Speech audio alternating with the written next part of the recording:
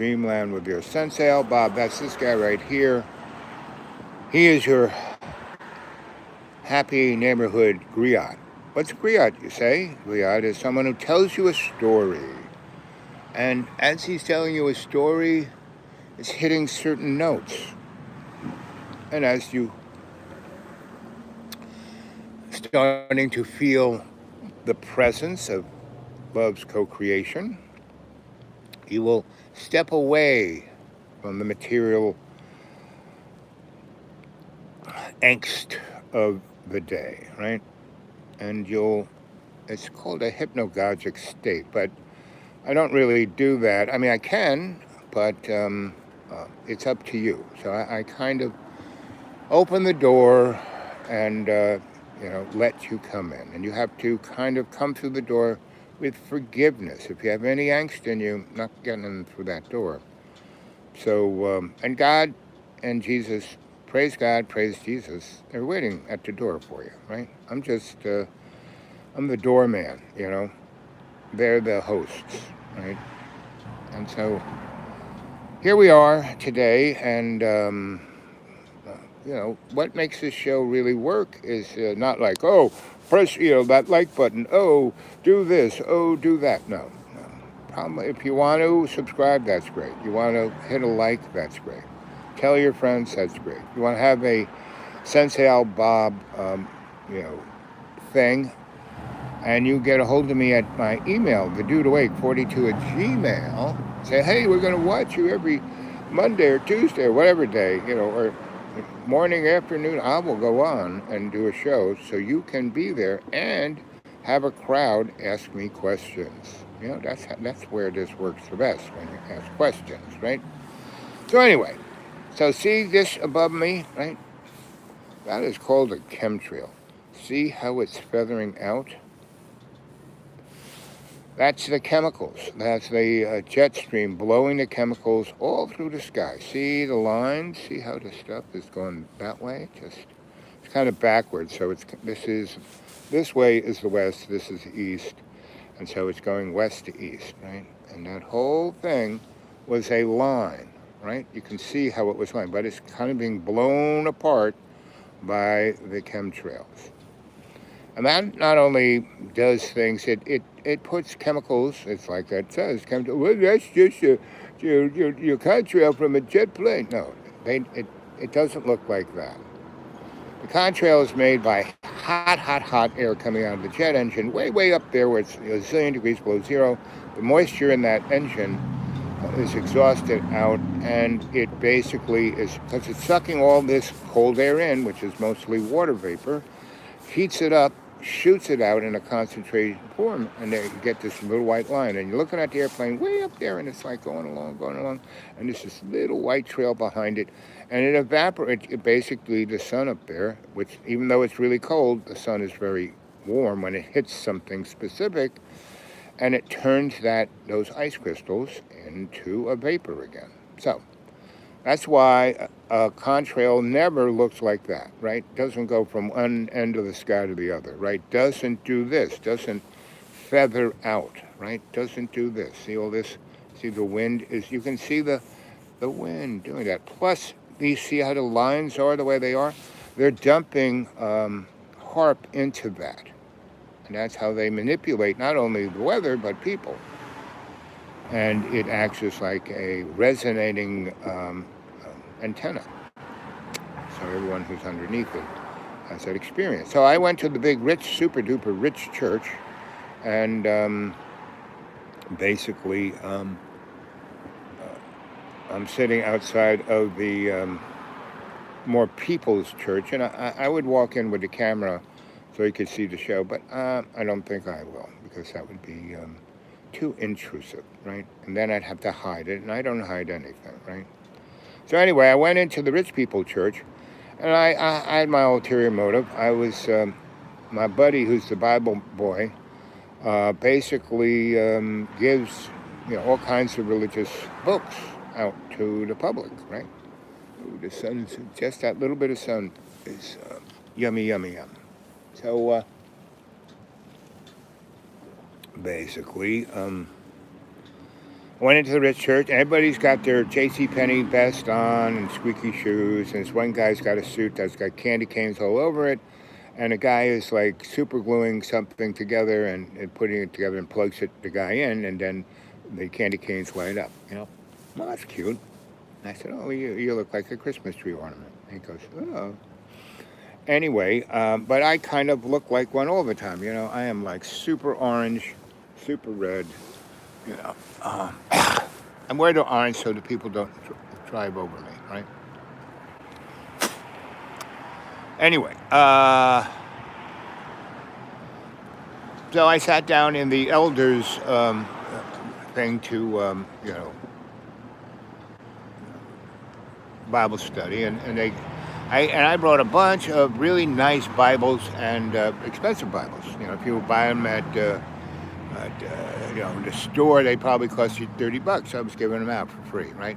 And had all these other, how to pray, how to get into heaven, all these kind of interesting Christian books, because this entity sends it to the Bible body of man, and he's now sick, so he can't get out, so I do it. I've been, last week I said 5,200 books, but maybe 500 books, and that's still a lot.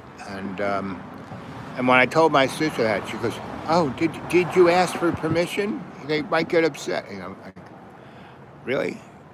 Anyway, so, and other people, I won't read that. I said it's the King James Bible. It's not my King James. I'm like of the Church of the Wombat, and we have our own King James Bible. Yours is heathen. You're going to the lake of fire, Anyway, so today's lesson in the Rich Church was about Isaiah and about that time, the Torah, which is the Old Testament, right? It's the Torah, Tabla, and Kabbalah, right? I grew up in a Catholic family, Irish-Italian, New York City, Italian-Irish family, and one of the boys has to become a priest. I was the youngest, and my grandma brought me up, so I was the most civilized. I wasn't like the feral weasels of the rest of my siblings. And so, because they were all about competition. It was competition. My dad was all about competition. My mom was all about control. My mom was like, the mix of Adolf Hitler and Marilyn Monroe.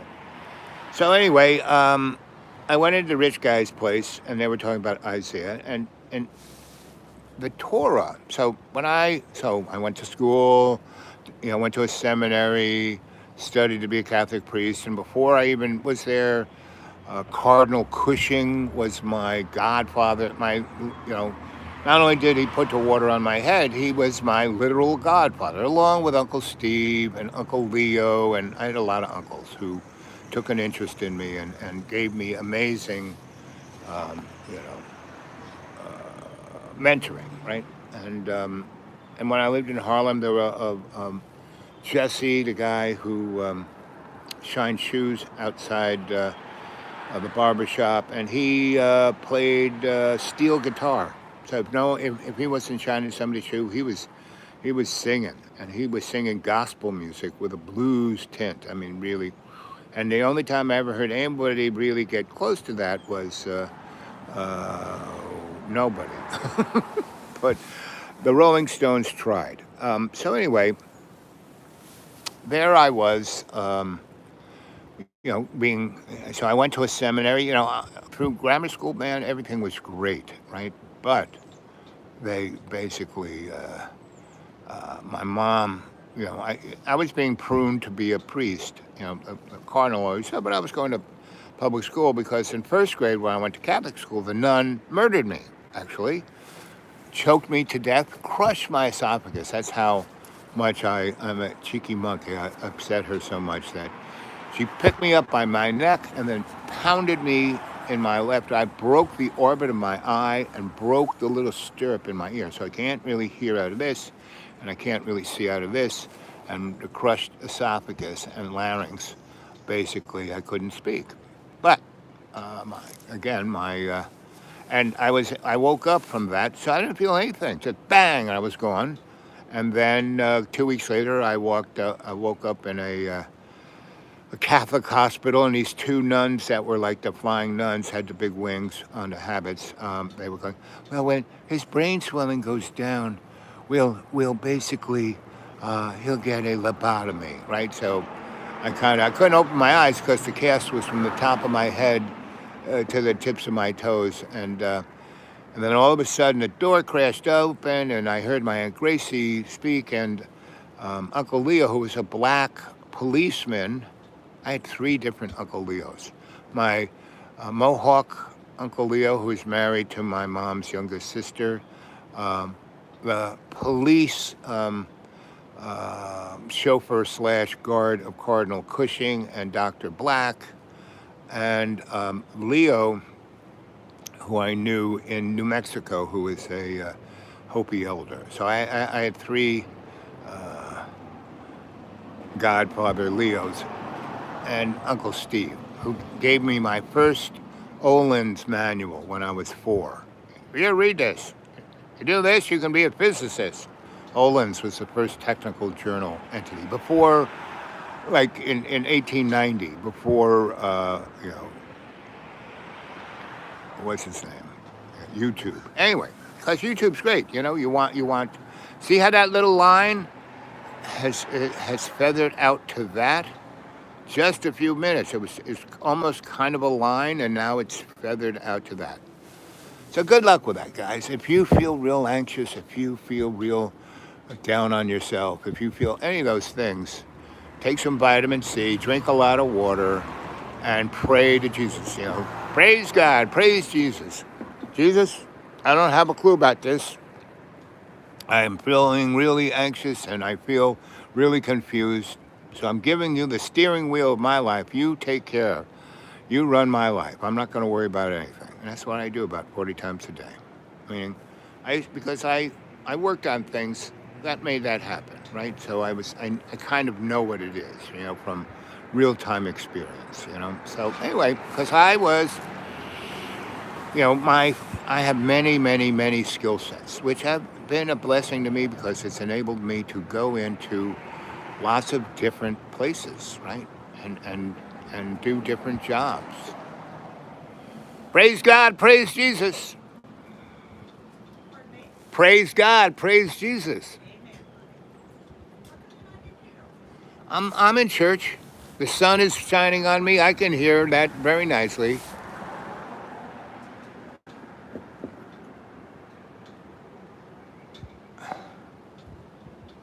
You're doing a great job. What's your name, buddy? Austin? I'm Al. Al. See us. Soon. They want me to get in there and drink the Kool-Aid. Well, they got things on the bubble, so I'll go in a few minutes before they start serving it up.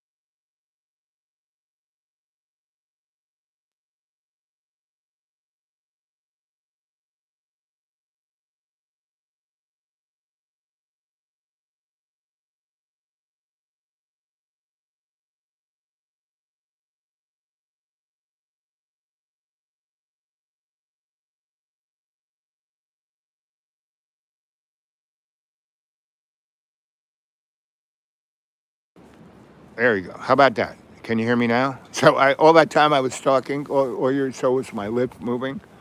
I'm glad you told me. I wouldn't have seen it. I won't touch that side of the screen.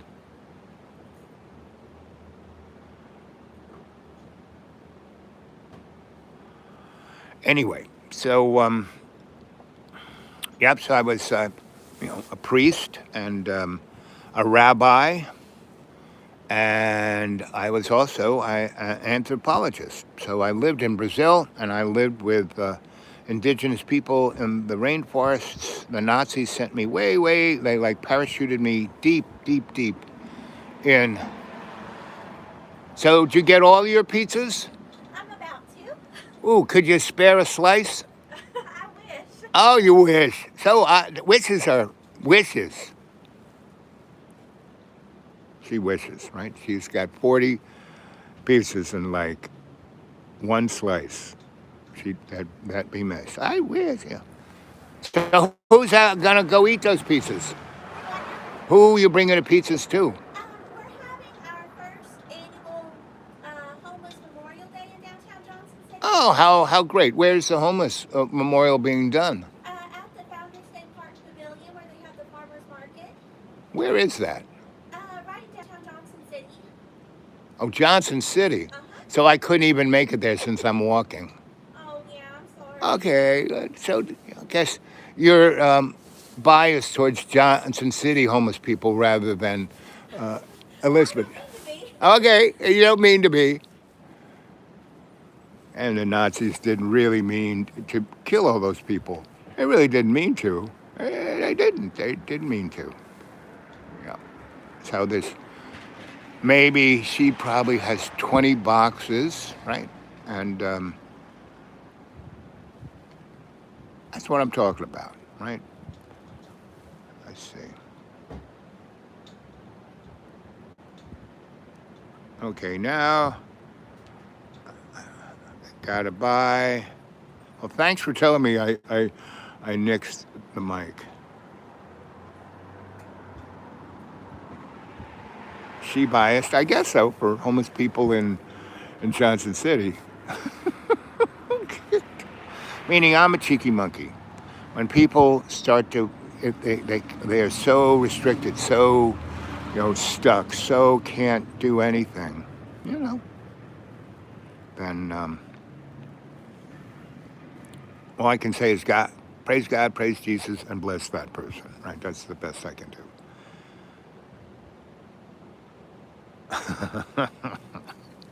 Well, everyone's kind of biased unless, the prayer I use a great deal is conscious intent I am, conscious intent I am, conscious intent I am.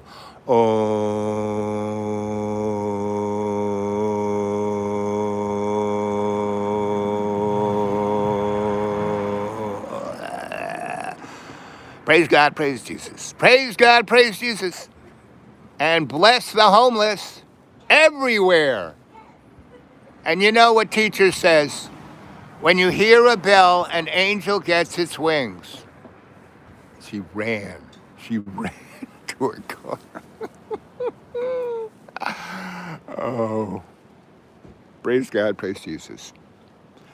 So she said that's the annual, right? So that means they're only going to feed the homeless people, that church group, once a year with pizza. And by the time it gets to them, it'll be cold pizza, right? So praise God, praise Jesus. And that's kind of why we have wars. So they were reading Isaiah, right? And about how God was kicking their butt because they were being scumbags. This is like back, 1,000 years before Christ showed up, right? In Isaiah time. So Isaiah was a good chronicle. So he's saying, the Jews were being scumbags, and so God wasn't watching their back, so they're getting their butt kicked.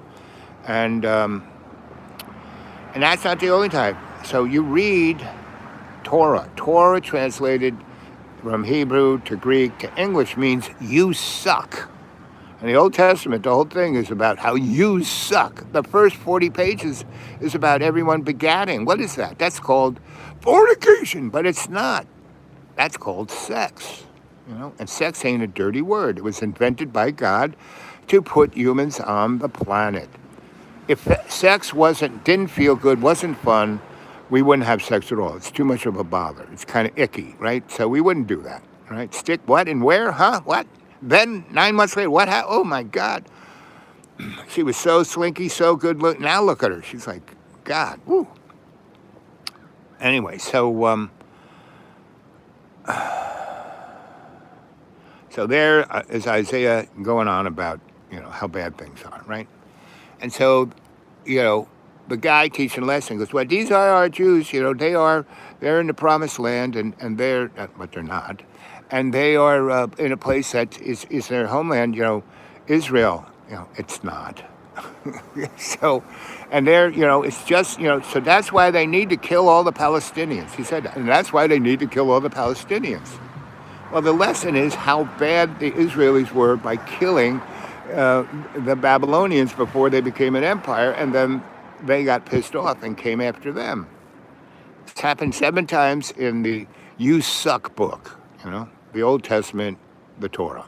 Now, the Tabla is the esoteric book of Jewish laws, that, if you ever read Exodus and they explain how the temple, they need a motor lodge for God, so it has to be this many cubits and this many rooms and da-da-da. And there's one room where the hippie, high guy with a block of wood on his head and all that stuff kind of goes in there for 20 seconds and talks to God and runs out again. So, and that's, all of that is the cabal. That's the occult. And every religion has you suck, esoteric, cabal. Right? So, anyway, have we gotten to 11 o'clock yet? Oh, yes. Yeah, 11:05. How many people are watching? 2 likes, that's good. Anyway, so I basically gave that group the 411, right? Because I gave them all these books, and they wouldn't even, when I walked out, do I still have it? Maybe. No, I don't have it. Oh, well, such is life. They gave me like a mimeograph lesson sheet. Just go, oh, we need that. You can't have that. I said, but I just gave you all Bibles. And they were like, yeah, really nice. Probably costs $30 in the store. But no, we need that mimeograph sheet back.